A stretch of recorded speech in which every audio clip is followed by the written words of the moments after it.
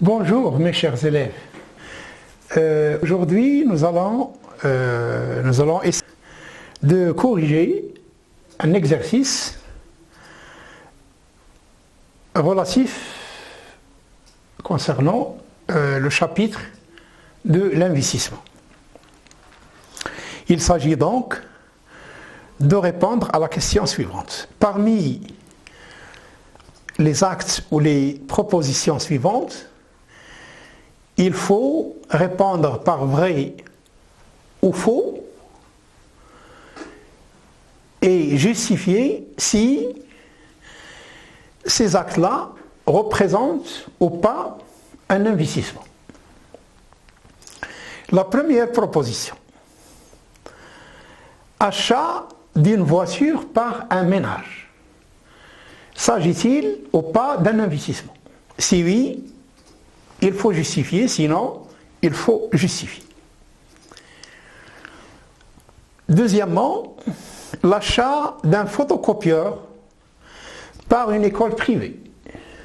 Et troisièmement, il s'agit d'un achat d'un matériel informatique par une administration publique, par un hôpital, par un lycée, etc. Je vous donne 5 secondes pour réfléchir. Donc, achat d'une voiture par un ménage, achat d'un photocopieur par une école privée, achat d'un matériel informatique par une administration publique. La réponse. La première proposition, la réponse est faux. Cette proposition, cet acte ne représente pas un acte d'investissement. Il s'agit plutôt l'achat d'une voiture à ménage est un bien de consommation, donc c'est une opération de consommation finale. Deuxième proposition, achat d'un photocopieur par une école privée. L'école privée est une entreprise. Lorsqu'il achète un matériel tel qu'un photocopieur, un matériel de transport, un matériel informatique, etc., il s'agit d'un acte d'investissement. C'est un bien de production durable parce qu'il sera utilisé pour une période qui dépasse une année et il sera inscrit au bilan de l'entreprise dans son actif immobilisé. C'est une immobilisation corporelle, donc il s'agit d'un investissement. Troisième opération, c'est l'achat d'un matériel informatique par une administration publique. Ce n'est pas un acte d'investissement, c'est faux. Pourquoi? Parce que cette acquisition constitue une consommation finale par les administrations publiques. Les propositions suivantes.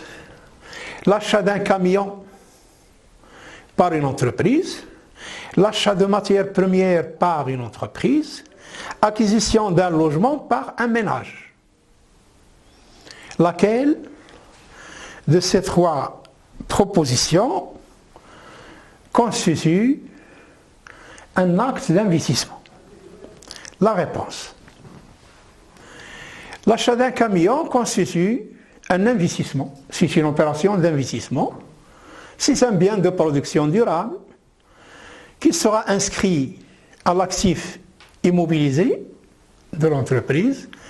Il représente une immobilisation corporelle. L'achat de matières premières par une entreprise ne représente pas un acte d'investissement. Pourquoi?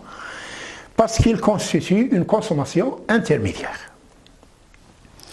L'acquisition d'un logement par un ménage représente un acte d'investissement et c'est d'ailleurs le seul et l'unique cas où les ménages peuvent investir. Pour les deux opérations, si nous voulons utiliser l'approche comptable pour concrétiser ça, tout bien acheté par une entreprise et qui sera utilisé pendant un an, un seul exercice. Il est en comptabilité inscrit comme étant une charge. Une charge, c'est le cas de l'achat des marchandises, les achats consommés de matières et de fournitures, l'achat de services tels que les loyers, les services bancaires, les services d'assurance, les services de publicité, les frais postaux, les frais de télécommunication.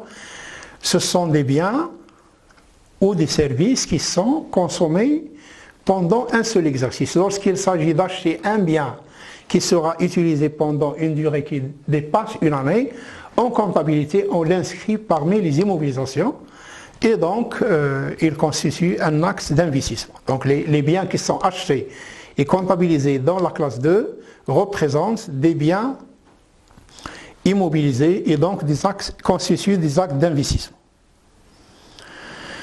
Les propositions suivantes. L'achat d'actions à la bourse des valeurs par un ménage.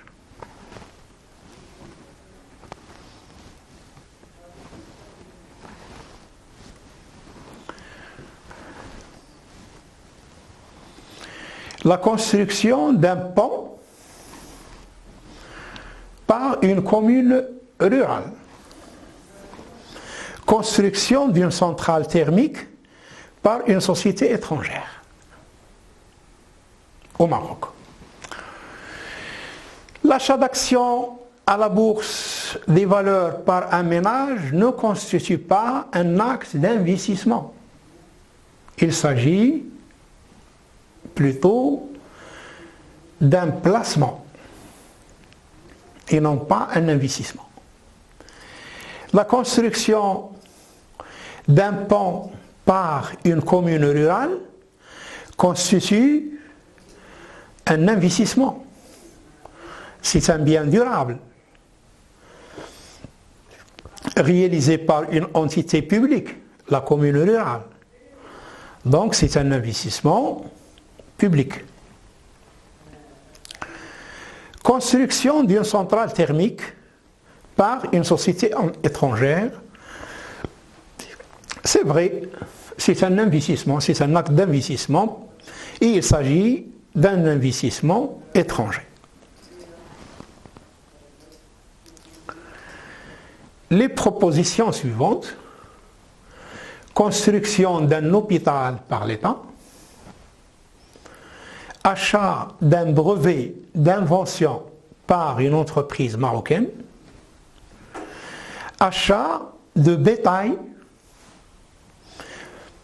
pour l'abattage.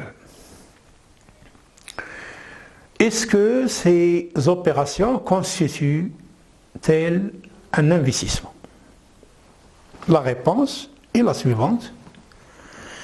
La construction d'un hôpital par l'État constitue un investissement. C'est un bien durable, un hôpital public.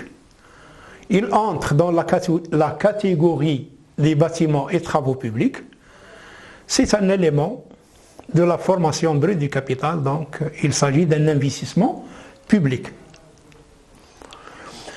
Achat d'un brevet d'invention par une entreprise marocaine.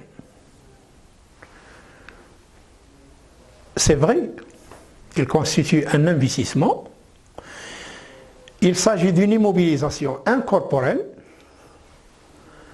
C'est un bien durable inscrit à l'actif du bilan de l'entreprise et représente un élément de la FBCF. En comptabilité, on inscrit l'acquisition des brevets, marques, droits et valeurs similaires dans la classe 2, rubrique numéro 22, immobilisation incorporelle. L'achat de bétail pour l'abattage. Des vaches, par exemple. Une entreprise qui a acheté des vaches.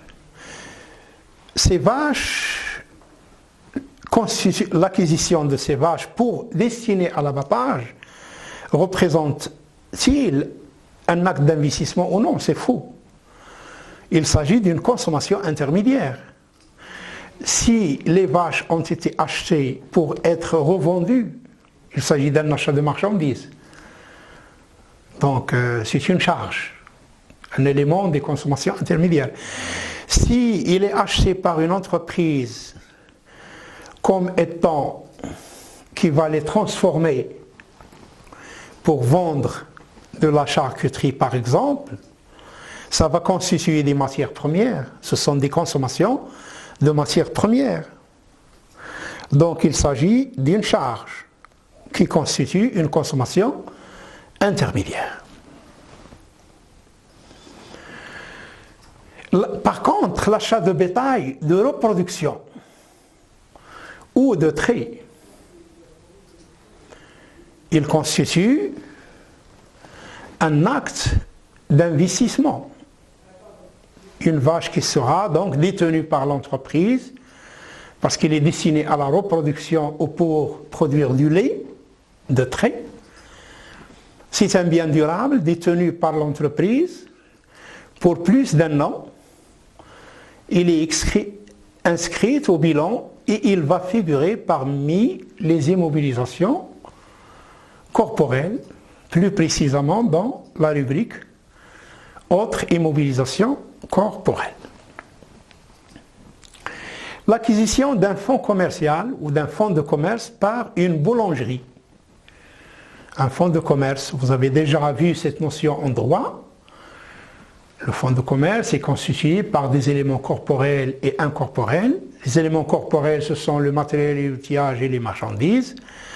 Les éléments incorporels, c'est la clientèle, l'achalandage, le droit au bail, le nom commercial et les autres éléments de la propriété commerciale et industrielle.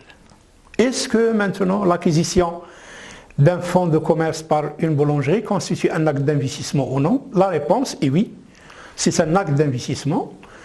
Le fonds commercial, il s'inscrit parmi les immobilisations incorporelles dans la rubrique à l'actif du bilan, rubrique immobilisation corporelle. Il s'agit donc d'un bien durable. Ensuite, l'acte suivant, implantation au Maroc d'une entreprise étrangère de fabrication de pièces auto. Est-ce que c'est vrai ou faux? C'est vrai. Il s'agit d'un investissement étranger, la création d'une entreprise étrangère au Maroc. C'est un investissement direct étranger. Ensuite, lorsque il s'agit ici de l'achat de titres, d'actions, les titres de propriété, dans le capital d'une société marocaine par une société étrangère. Par exemple, 51%. C'est le cas lorsque Vivendi Universel a acheté 51% du capital de Tissalat al-Maghrib et par la suite Tissalat al-Imarati a acheté les 51% chez Vivendi dans le capital de Tissalat al-Maghrib. Il s'agit donc d'un investissement de portefeuille, investissement étranger de portefeuille. Donc la réponse est vraie. L'opération suivante est la plantation de 100 000 arbres d'olives, les oliviers, par le ministère de l'Agriculture. Cet acte représente un acte d'investissement, c'est vrai. Il s'agit d'un investissement public. Ensuite, les dépenses de 1 million de dirhams, une entreprise, une société qui a dépensé 1 million de dirhams pour couvrir la formation du personnel. Est-ce que cette opération représente un acte d'investissement? La réponse est vraie, c'est vrai, c'est un investissement. Les dépenses engagées dans la formation. Il s'agit d'un investissement immatériel. En réalité, ces dépenses constituent une charge. Mais lorsque le montant de la charge est énorme, un montant très élevé, les entreprises peuvent le répartir pour le faire supporter à plusieurs exercices. L'opération comptable, vous allez le voir l'année prochaine en comptabilité dans le chapitre relatif aux travaux de fin d'exercice, que cette charge dont le montant est très important, l'entreprise va essayer de la transformer en immobilisation, c'est-à-dire il va transférer cette charge d'un compte de charge à un compte d'immobilisation, la rubrique 21, les immobilisations en non-valeur, pour pouvoir la répartir sur plusieurs exercices. Donc si l'entreprise décide par exemple de faire supporter 1 million de dirhams à 5 ans, donc chaque année il va supporter 200 000 dirhams comme étant une charge à répartir sur plusieurs exercices. Donc cette opération représente un investissement, il s'agit d'un investissement immatériel. Ensuite, il y a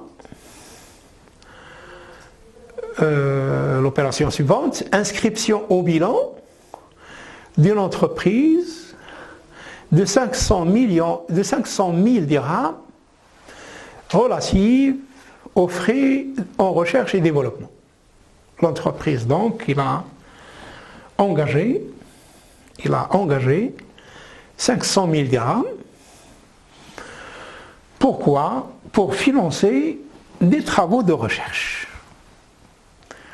S'agit-il d'un investissement ou non? La réponse est oui, c'est un investissement immatériel qui est inscrit au bilan de l'entreprise parmi les immobilisations incorporelles dans le poste, plus précisément, immobilisation en recherche et développement. Enfin, le dépôt en banque de 100 000 dirhams par un ménage. Est-ce que cet acte représente un acte d'investissement? Non, c'est faux. Ce n'est pas un acte d'investissement. Il s'agit plutôt d'un placement sous forme d'un dépôt bancaire. Voici donc la correction de cet exercice. La prochaine séance sera donc consacrée au point 3, intitulé « Les effets d'entraînement de l'investissement » et qui sont l'effet multiplicateur et l'effet accélérateur. La séance 4 de ce chapitre d'investissement sera consacrée à la correction d'exercices, la séance 4 et suivante, à la correction d'exercices sur toute la partie, à savoir la consommation. Donc on aura à corriger ensemble des exercices sur la consommation, sur l'épargne et sur l'investissement. Voilà donc ce qu'on peut dire aujourd'hui. Je vous remercie infiniment, mes chers élèves. Je vous souhaite bon courage et merci pour votre attention.